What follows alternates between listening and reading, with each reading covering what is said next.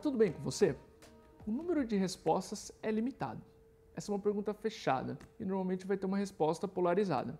Sim e não, uma positiva e uma negativa.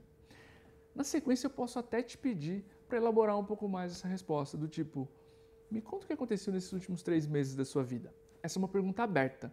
A quantidade de respostas é ilimitada. Cada ser humano vai narrar uma sequência de fatos, de acontecimentos, de emoções. O que precisa ficar claro é que nós, vendedores, temos respostas completamente diferentes de perguntas fechadas e abertas. E a gente precisa saber muito bem quando usar cada uma delas. Na pergunta fechada, você tem respostas fechadas, polarizadas, do tipo sim e não, tudo ótimo, nem tanto. E em perguntas abertas, você tem respostas igualmente abertas, ilimitadas, infinitas. Suponha que você precise investigar um acidente, um exemplo, a queda de uma ponte. Ao chegar no local do acidente, a pessoa responsável pela obra, o Fábio, já está no local.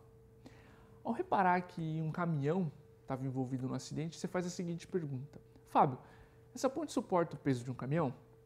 E a resposta pode ser sim, suporta. Só que você, como pessoa responsável pelo laudo técnico, precisa investigar mais, coletar mais fatos. E você lança uma seguinte pergunta: Fábio, como é que essa ponte foi dimensionada? E a resposta dessa pergunta vai te levar à documentação do projeto e tudo o que você precisa para sua análise, para emitir o laudo que você precisa. Suponha que depois dessa pergunta você tem o seguinte cenário: a ponte tem 8 pilares e não os 10 de projeto.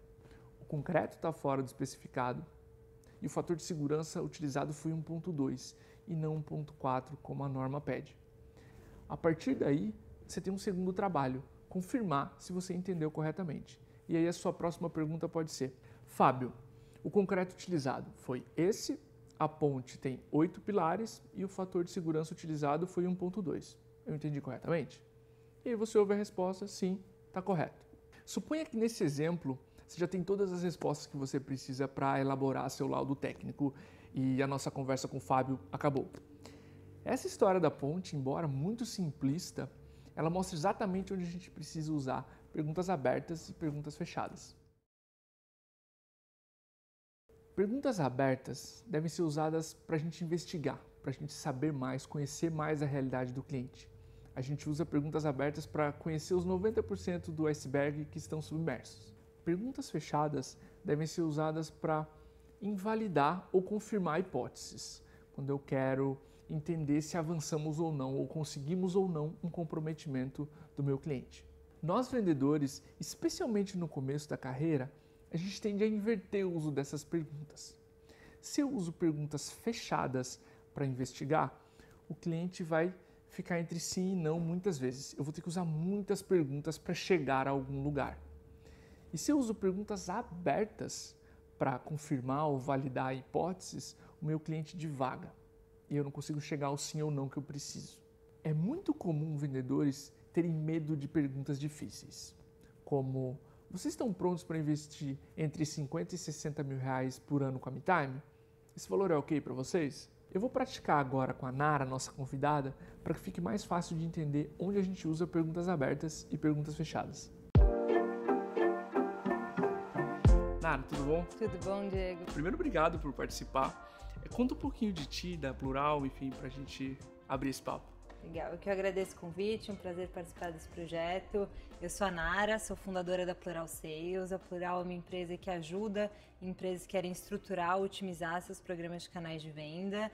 Já estamos há 4 anos no mercado, a gente atende na maioria empresas de tecnologia, mas agora expandindo para alguns outros segmentos também. Temos uma gama de serviços aí que passa por consultorias, mentoria online, curso online. E a Plural nasceu da minha experiência prática aí, quando eu fui construir e gerenciar um programa de canais na Resultados Digitais, onde eu fiquei por 5 anos. Tive esse desafio na prática e aí vi que tinha outras empresas que passavam também por essa dor. E aí nasceu a Plural. Legal. Como é que está estruturado o time de prospecção de vocês? Quantas pessoas tem no time comercial? A gente tem 2 pessoas na parte de marketing, de pré-vendas, e daí posso me considerar um terceiro elemento aí, porque acabo me envolvendo bem nas vendas também. Tu participa de qual parte do processo? eu participo mais adiante, quando já vem uma prospecção mais qualificada, aí eu entro principalmente nos projetos de consultoria, né? Quando são curso online, essas coisas já caminham mais sozinhas hoje, mas os projetos de consultoria ainda vêm bastante. É uma venda mais fechada, mais empacotada, né? Esses 2 primeiros produtos que tu mencionou. Exatamente. De onde vem o insumo do time comercial? Como é que vocês fazem? Inbound ou outbound? Inbound, hoje a gente tem a parte de conteúdo, foi sempre um pilar forte que a gente trabalhou, então a gente tem tentado criar um pouco desse conceito de canais no Brasil, então o conteúdo, blog sempre foi a nossa fonte prioritária. Mas a gente tem muita indicação, felizmente, né? Sim, então, eu acho que uma coisa alimenta a outra no final das contas, né? Mas a gente acaba tendo bastante indicação. Nara, como é que funciona então o processo comercial de vocês, do momento que o lead chega para essa pessoa que prospecta, que tu mencionou, até ele virar um cliente da Plural? Então, hoje nosso processo de prospecção, ele vem muito de levantada de mão, né? Então, essa parte do conteúdo, ele é nossa espinha dorsal. A gente tem tanto a parte de conteúdo próprio, felizmente a gente tem alguns convites aí também de co-marketing que nos ajudam bastante.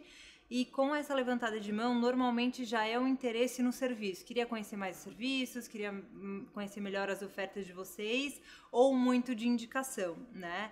E aí essa qualificação prévia, tem uma pessoa que é dedicada a esse processo, que é a Isabela, que faz esse levantamento das primeiras necessidades. Hoje a gente está evoluindo também para uma pescaria ali dentro da nossa base de leads, né? Então, com as definições de perfil, também fazendo uma abordagem um pouco mais proativa para tentar identificar necessidades. A gente está mapeando e conhecendo bem o mercado, então esses bate-papos também têm ajudado bastante nisso. Aí a gente entra na parte do CRM, que é o direcionamento que ela dá para os principais serviços. Então, de acordo com a maturidade, a gente direciona para um serviço específico. Se é alguém que está começando, não tem budget, etc., daí tem esse direcionamento mais para os cursos online como uma preparação. Se avança para um processo de mentoria, tanto interesse quanto qualificação da empresa, aí eu me envolvo normalmente em uma segunda reunião com o decisor, né? Então daí a gente tem normalmente esses 2 modelos de reunião, 2 momentos, né, de reunião, e aí o processo de negociação e fechamento. Ótimo. Tu percebeu que no começo, quando eu comecei te fazendo perguntas fechadas, quanto eu gastei de perguntas para descobrir muito pouco da Plural? E acho que com uma pergunta aberta a gente inverte todas as que eu fiz. Tu reparou? Teve a oportunidade de falar do processo inteiro da Isabela, de como faz, quais produtos tu se envolve ou não, como a venda é feita, etc. O teu papel. Eu não sei, quando tu descobriu em vendas que era uma pergunta aberta, que era uma pergunta fechada, como é que foi para ti, assim? Eu acho que é um super insight, assim, às vezes a gente fica quebrando cabeça com alguns scripts tão específicos, né, e isso dificulta quem está do outro lado, às vezes, responder, né, porque tanto por nomenclatura quanto por falta de conhecimento do conceito, então, às vezes, se a gente faz uma pergunta, você tem uma operação de inside sales, a pessoa fala, tá aqui, não sei nem o que é inside sales, mas quando você entra no... Me conta um pouco do teu processo, isso acaba vindo às vezes de uma outra forma e muito mais fluida, né? E daí certeza. Cabe quem está do outro lado aí dando os direcionamentos. Eu acho que a gente aprende a investigar com pergunta fechada, que é um erro, né? E isso vem de infância. Quando a tua mãe, quando tu pergunta para ela assim, mãe, eu não achei tal coisa, ela vai, tu já procurou em tal lugar, tu já procurou... São 1000 perguntas fechadas. A gente aprende desde a infância a perguntar. Eu acho que por isso é tão contraintuitivo para o vendedor, sabe? Fazer uma pergunta aberta e estar à vontade para o cliente, porque pode surgir qualquer coisa de uma pergunta aberta, né? E fica mais difícil, sem o roteiro, saber para onde seguir. Eu acho que esse é o grande ponto, assim, principalmente para quem está começando, né? É a segurança de um script ali. Poxa, se eu seguir por aqui, eu já sei qual que é a pergunta 4, 5, 6. Então, eu acho que dá essa muleta também para o vendedor, sim, né? Sim. A pergunta fechada.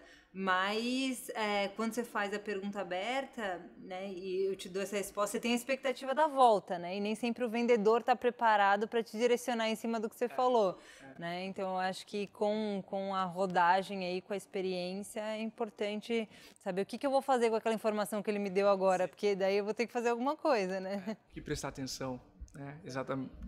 Entender do negócio o que importa, o que eu posso liberar, o que pode deixar passar, entendeu? Informações de tamanho de time para nós, por exemplo, não fazem tanto sentido eu prestar atenção, mas eu preciso prestar atenção em como tu adquire leads, se tu consegue falar com todos, porque é onde eu consigo ajudar, entendeu?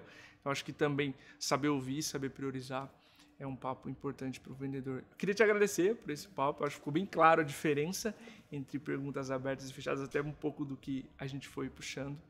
E acho que ficou bem resumido para quem está vendo também.